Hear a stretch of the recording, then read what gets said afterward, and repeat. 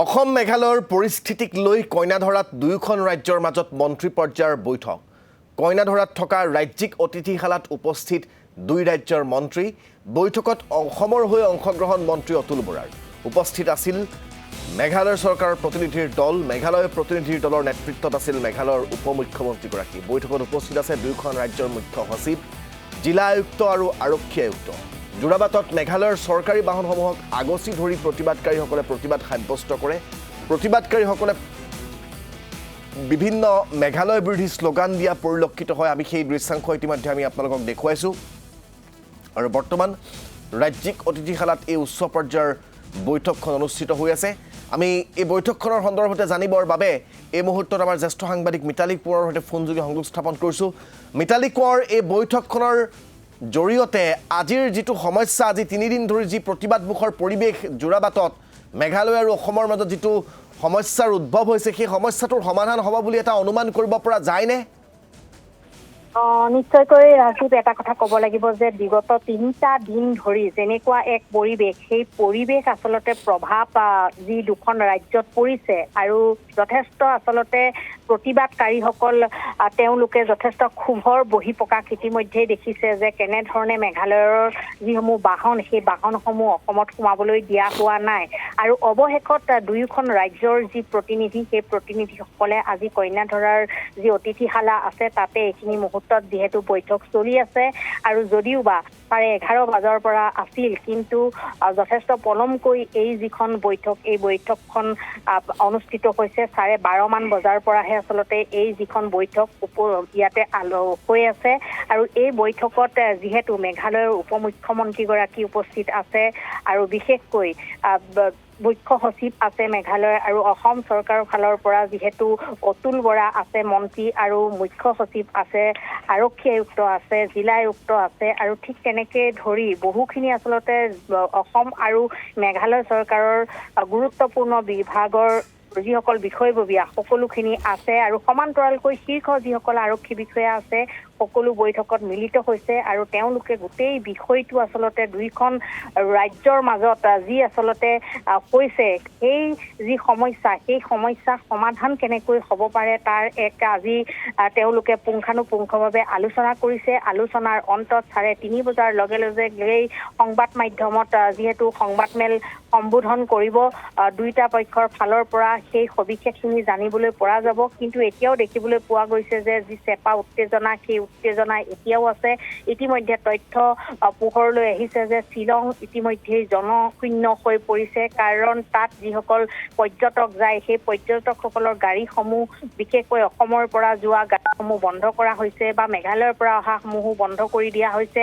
সমান্তৰালকৈ তাত পেট্ৰলৰ যথেষ্টখিনি নাটনি হৈছে, কাৰণ পেট্ৰলৰ গাড়ীসমূহ অসমৰ পৰা যাবলৈ দিয়া নাই, যাৰ বাবে পেট্ৰলৰ যথেষ্টখিনি নাটনি হৈছে আৰু তাত হাহাকাৰ পৰিৱেশৰ সৃষ্টি হৈছে। পেট্ৰল ডিপুসমূহত দীঘলীয়া শাৰী, সেই সকলো যি তথ্য, সেই সকলো তথ্য দুইখন ৰাজ্যৰ যিসকল বিষয়ববীয়া তেখেতসকলৰ ওচৰত পৰিছে। গতিকে তাৎক্ষণিকভাৱে সিদ্ধান্ত ল'বই লাগিব, কাৰণ সকলোৱে বিচাৰে সম্প্ৰীতিৰ এনাজৰী বিচাৰে। কিন্তু এই সময়ত দেখিবলৈ পোৱা গৈছে যে দুইখন ৰাজ্যত যেনেকুৱা এক অৰাজক পৰিৱেশৰ সৃষ্টি হৈছে, কাৰণ অসমৰ প্ৰতিবাদকাৰীসকলে তেওঁলোকে আচলতে প্ৰতিবাদ কৰিবলৈ মন কৰা নাছিল, কিন্তু তেওঁলোকৰ ওপৰত যেনেধৰণে তেওঁলোকৰ যিসমূহ বাহন, সেই নিৰীহ লোকৰ ওপৰত যেনেধৰণে আক্ৰমণ কৰিলে, তাৰ পিছতে এনেধৰণে এই পৰিৱেশৰ সৃষ্টি হৈছে। আৰু এই যি বিষয়, এই গুৰুত্বপূৰ্ণ বিষয়টো দেখা পোৱা গৈছে যে দুইটা বিষয়ববীয়াসকলে, দুইখন চৰকাৰৰ বিষয়ববীয়াসকলে আচলতে দুইখন ৰাজ্যৰ সকলোৱে আলোচনা কৰি আছে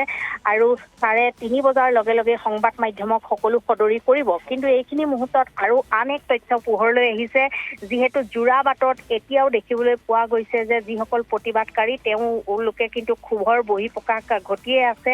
আৰু সমান্তৰালকৈ মেঘালয় চৰকাৰৰ ফালৰ পৰা মেঘালয়ৰ পৰা আহিব পৰা কেইবাটাও বাট তেওঁলোকে নিৰ্দেশনা দিছিল, যদিও পিলিংকটা আৰু সমান্তৰালকৈ ৰাণীৰ হৈ যিসমূহ গাড়ী আহি আছিল, সেইসমূহতো তেওঁলোকে বিভিন্ন সংগঠনে অৱৰোধ কৰা দেখিবলৈ পোৱা গৈছে।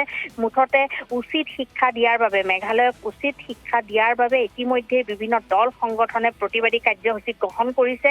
কাৰণ এনেধৰণে বাৰে বাৰে এনেকুৱা বিষয়সমূহ যেতিয়া আহে, যেনেকুৱা দুইখন ৰাজ্যৰ মাজত সংঘাত হয় তেতিয়া কিন্তু দেখিবলৈ পোৱা যায় যে আলোচনাৰ নামত আলোচনা হয় কিন্তু সমস্যাৰ সমাধান নহয়। এইবাৰ কিন্তু সংকল্প লৈছে সকলোৱে যে নিৰীহৰ লোকৰ ওপৰত যেনেধৰণে খাচী ইউনিয়ন ষ্টুডেণ্ট ইউনিয়নে যেনেধৰণে প্ৰতিবাদ কৰিলে সেইসকল দুষ্কৃতিকাৰী কোন সেই দুষ্কৃতিকাৰীসকলক বিচাৰি উলিয়াব লাগিব কাৰণ তিনিগৰাকীহে ষ্টুডেণ্ট ইউনিয়নৰ যিসকল লিডাৰ তেওঁলোকক গ্ৰেপ্তাৰ কৰিছে তাৰ বাকীসকল কোন দিন দুপৰতে কেনেধৰণে এইসকলে এই নিৰীহ যিসকল চালকক কিয় এনেধৰণে আক্ৰমণ কৰিলে সেই সময়ত মেঘালয় প্ৰশাসন কিয় ইমান স্থবিৰ হৈ আছিল কিয় তেওঁলোকে কোনো ধৰণৰ একো ব্যৱস্থা গ্ৰহণ নকৰিলে এই গুৰুত্বপূৰ্ণ বিষয়সমূহত আজি সকলোখিনি স্থান পাইছে গতিকে এই বিষয়সমূহ এতিয়াও আলোচনা চলি আছে সময় লাগিব পুনৰ কৈছো যে 3:30 বজাৰ হোৱাৰ লগে লগে হয়তো তাতকৈ কিছু পলমো হ'ব পাৰে সংবাদ মাধ্যমক জনাব তাৰ পিছতে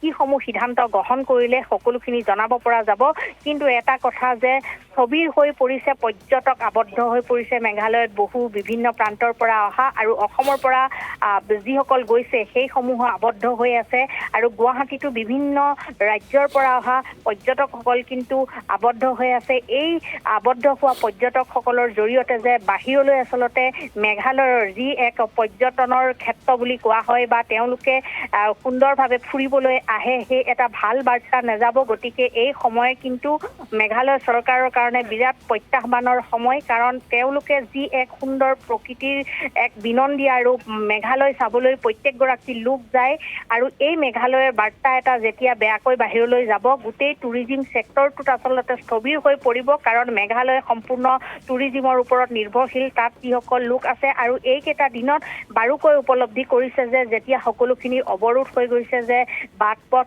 বন্ধ কৰি দিয়াৰ ফলত গাড়ী চলিব পৰা নাই পেট্ৰল যোগান নাই তাৰ বাবে যথেষ্টখিনি প্ৰভাৱ পৰিছে গতিকে অতিকৈ গুৰুত্বপূৰ্ণ বিষয়ৰ ওপৰত আজি 12:30 মান বজাৰ পৰা দুইখন ৰাজ্যৰ যি প্ৰতিনিধি সেই প্ৰতিনিধিসকলৰ মাজত যিহেতু বৈঠক অনুষ্ঠিত হৈ আছে অৱশেষত 3:30 বজাৰ পিছতহে গম পোৱা যাব যে এই বৈঠকত কিসমূহ সিদ্ধান্ত হ'ল কেনেকুৱা ধৰণৰ সিদ্ধান্ত হ'ল কি পদক্ষেপ ল'ব অনাগত সময়ত এই এনেকুৱা ধৰণৰ সংঘাত যাতে কেতিয়াও নহয় তাৰ প্ৰতি লক্ষ্য ৰাখি কি পদক্ষেপ গ্ৰহণ কৰিলে কি ধৰণৰ চুক্তি হ'ল সেই সকলোখিনি অৱগত কৰিব পৰা যাব।